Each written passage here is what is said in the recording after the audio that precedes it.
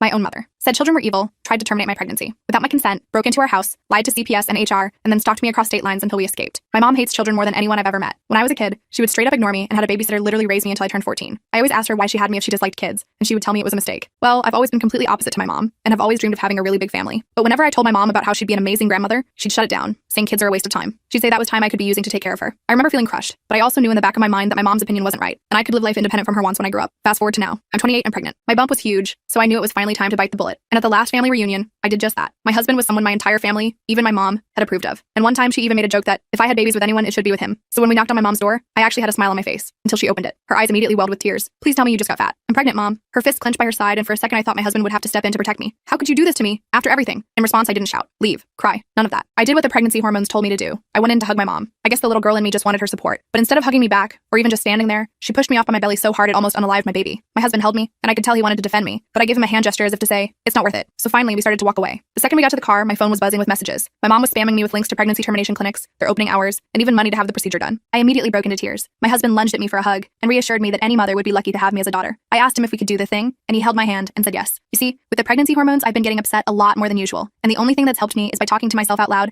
how I plan to talk to my daughter. You can think of it like a coping mechanism. And 5 minutes into this, I realized my mom was batshit crazy, because I would never force my daughter to end the family bloodline. I wouldn't tell every boyfriend she brought home that she was too unstable to raise a child.